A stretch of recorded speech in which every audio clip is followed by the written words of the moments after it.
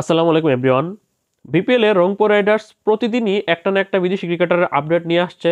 এবার তারা তাদের সপ্তম ডিরেক্ট সাইনিং বিদেশি এবং নিলামের দুজনকে সংযুক্ত করলে নবম বিদেশি ক্রিকেটার হিসেবে পাকিস্তানি 30 বছর বয়সী বাহাতি স্পিন বোলিং অলরাউন্ডার খুশদিল শাহর নাম তারা প্রকাশ করেছে।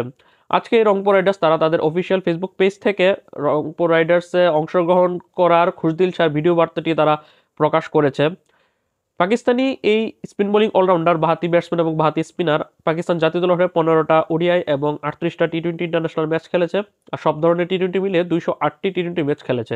আর যদি তার বিপিএল এর পরিচয় বলি, বিপিএল এ সে 2023, 24 এবং 25 টানা 3টি আসরে কিন্তু মোট 27টি ম্যাচ খেলেছে।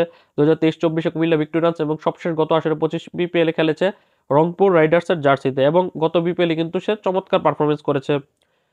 10 ম্যাচ খেলে 8 ইনিংসে ব্যাট করে 3টাতে নট আউট থেকে 298 রান করেছে, 59 অ্যাভারেজ এবং 175 স্ট্রাইক রেটে 2টা 50 দেখা সে পেয়েছে।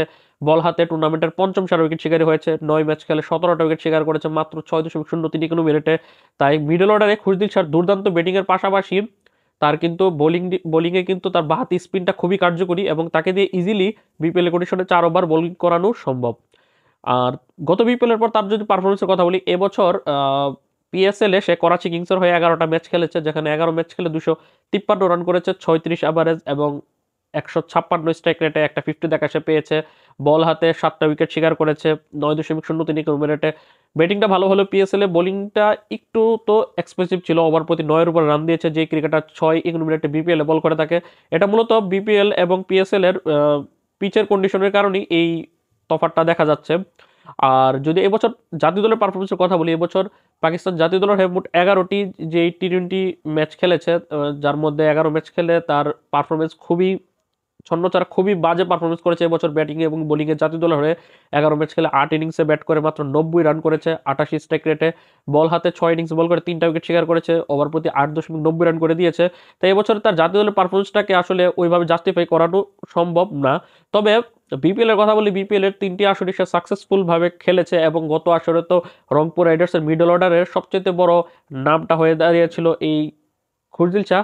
আশা করা যায় আসন্ন বিপিএল খুশদিল শাহ মিডল অর্ডারে রংপুর রাইডার্সের সবচেয়ে বড় আস্থার নাম হবে। পাশাপাশি বোলিং ডিপার্টমেন্টে তার কার্যকরী 3-4 ওভারের স্পিন বোলিংটাও খুব কাজে আসবে। খুশদিল শাহকে নিয়ে এখন পর্যন্ত 7জন ডিরেক্ট সাইনিং বিদেশি হয়েছে। এর আগে নিলামের আগে সুফিয়ান মুকিম, খাজান আফে, নিলামের পরে ইফতেখার আহমেদ, ফাহিম আশরাফ, কাইল মেয়ার্স, দাউদ মালানের নাম তারা ঘোষণা করেছে। এখন সপ্তম ডিরেক্ট সাইনিং বিদেশি হিসেবে তারা এই খুশদিল শাহর নাম ঘোষণা করলো।